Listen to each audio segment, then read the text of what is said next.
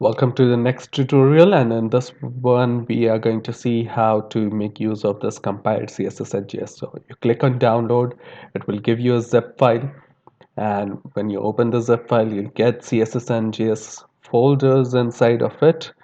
You need to copy these JSS and CSS, something like this. You'll get these two files are what you're going to get. So you're going to copy this and put it in your project. So I've made a folder named Bootstrap app. You can name it anything that you want. So my tutorial is around Bootstrap app. So I'm going to make a web page around Bootstrap app. And inside of that, I've put in the CSS and JS files that I downloaded from the website here.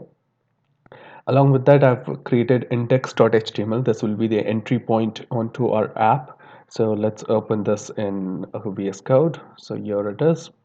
You can see the CS files. This includes all the Bootstrap minified as well as normal files, right? So you can see bootstrap.css, bootstrap.min.css, and plenty of other uh, files created by Bootstrap.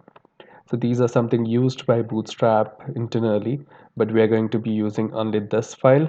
We are going to import this file into our application, and this will make use of other files, right? So that's CSS. Let's look into the JS. JS folder has got another set of files. Uh, few files. There's bootstrap.js, there's bootstrap.bundle.js. This is what we are going to use because this includes Popper as well. Popper is another JS library which is used by Bootstrap. So if we use bootstrap.bundle.js, it comes with Popper. While bootstrap.js, if we use, we need to include Popper separately. So we're going to use bootstrap.bundle.js, and other files are something that Bootstrap will use it by itself. So inside of index.js, I've typed in. So what I'll do is I'm using an extension called HTML boilerplate. So HTML boilerplate allows me to write boilerplate code. So I just need to type HTML5 and press enter, and it gives me a boilerplate for it. So it has got doc type of HTML. This is HTML5 method of writing. So inside of HTML, then by this line, I'm just informing that consider it as HTML5 and not regular HTML. Inside HTML, there's head tag. Head has got char set. These are all boilerplate. Title. I'm going to fill in with Bootstrap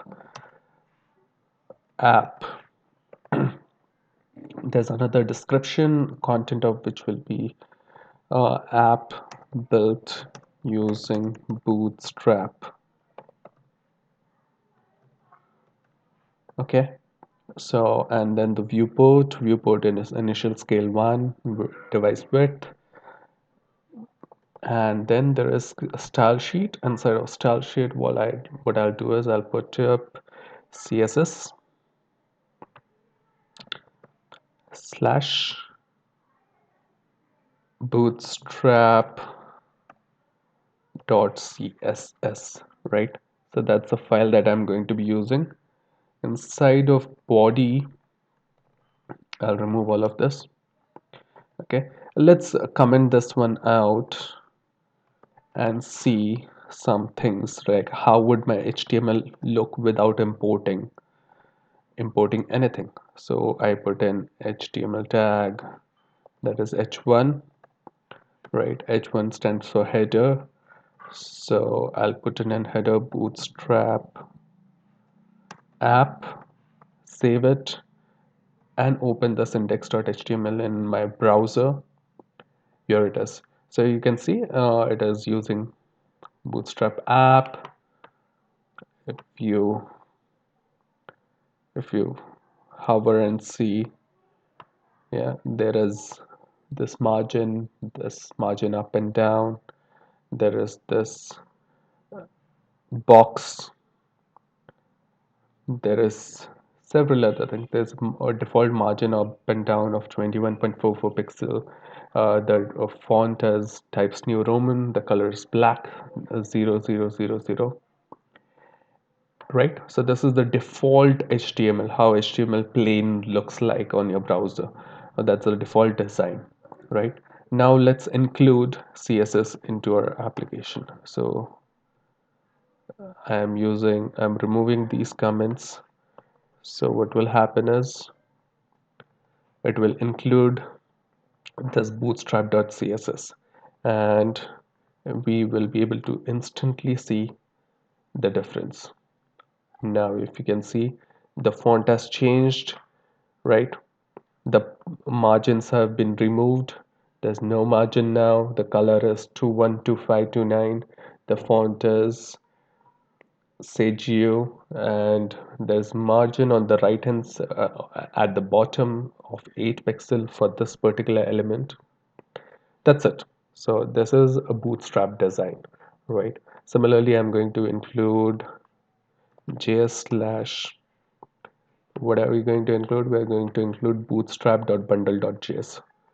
bootstrap.bundle.js, right? So currently we'll see no difference because of this, because in a simple h1 there is no js that is being used. But if you can see the network tab and I hit refresh now, you can see bundle.js is included, right? So this is the file that is delivered to the client as well. There is css that is delivered, there's index html that is delivered, and in this area you can see in which order it is delivered. First index.html, I think delivery is done together for all the files, but index.html is read, and then index.html goes on to pull, include css into it, and css after while css being read, another thread reads bootstrap.bundle.js, right? So that's how it works.